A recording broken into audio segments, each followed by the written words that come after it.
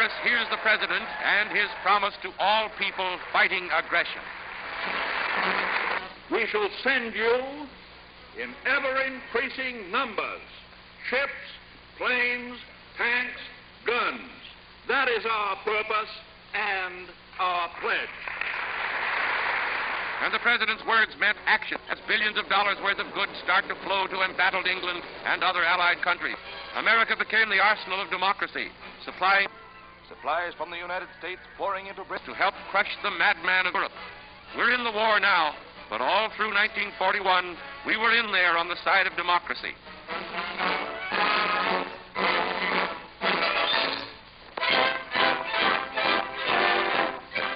Unprecedented in the annals of the United States was the inauguration of Mr. Roosevelt to his third term. He took office to face the most critical period of our nation's history.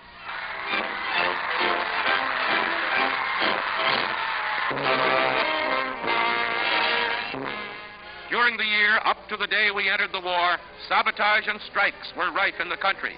Some acts were proven deliberate, some were not, but thousands upon thousands of man-hours were lost.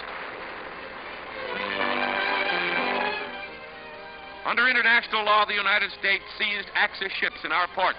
This was to prevent the sabotage of these vessels.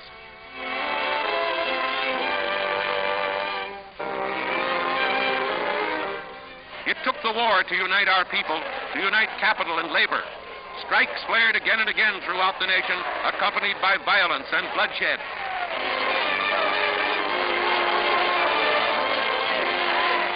But now, scenes such as these are a thing of the past, for this nation will make a supreme effort to back our armed forces with the weapons they need. This is everybody's war. We're all in this war for victory.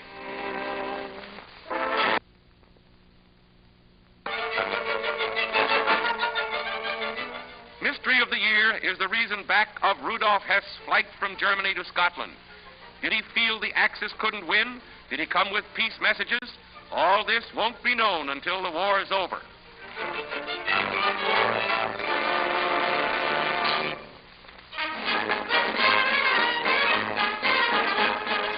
The British checkmated Hitler in Syria when they moved in before the Nazis could take over, thus cutting off a potential source of oil for the German panzer divisions.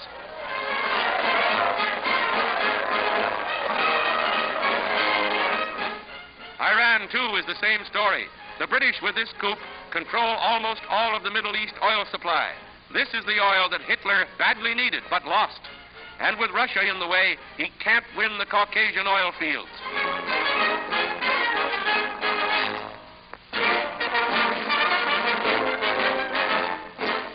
America acts to protect the vital North Atlantic sea lanes. American guns and troops in Iceland to ward off Nazi attacks and to guard the strategic shipping lanes over which Lend-Lease supplies are pouring to our allies. Uncle Sam takes the initiative.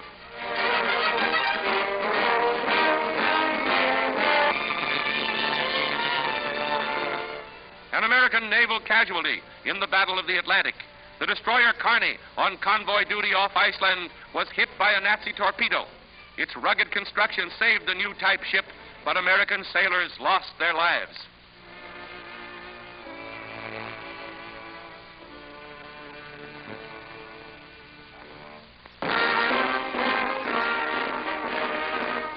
When Hitler's hordes smashed into Russia in June, many prophesied the quick defeat of the Russian armies, but not the Russians. Their heroic defense and their savage counterblows at the end of the year provides new hope for ultimate victory over the Axis powers. Germans retreating in Russia. Good news in 1941.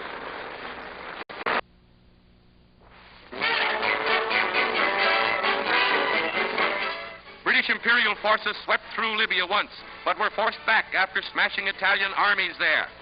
Then came the heroic defense of Tobruk against overwhelming odds. Empire forces held out for 9 months at Tobruk, waiting the time, not far distant, when Britain's second offensive begins.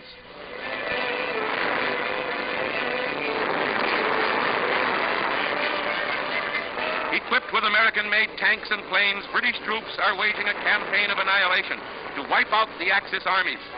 Victory here will bolster the entire Allied position in the Middle East. and may thwart any axis thrust across Spain and down the coast of Africa. Time is of essence in Africa.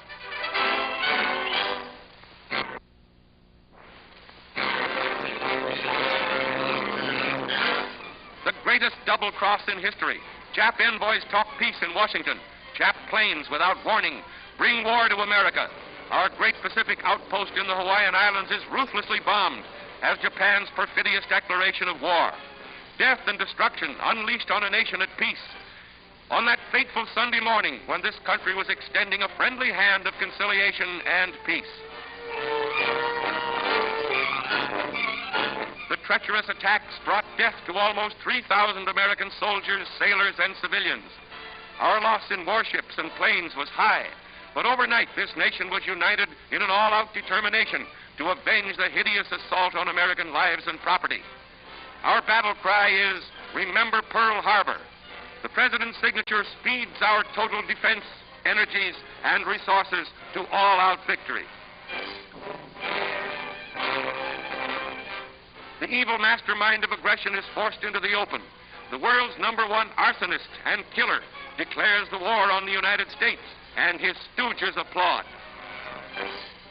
The vociferous junior partner in crime follows suit. Now practically the entire world is joined in a horrible war.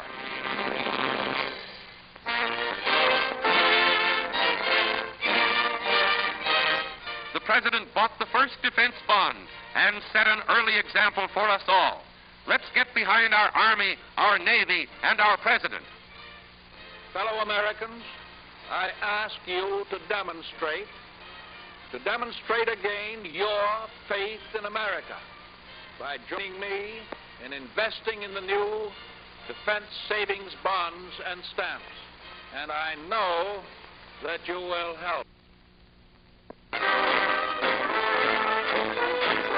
The conquering Lion of Judah became that in fact, as Haile Selassie, with the help of the British, regained his throne in Ethiopia. Thus died the empire hopes of Hitler's stooge, Il Duce.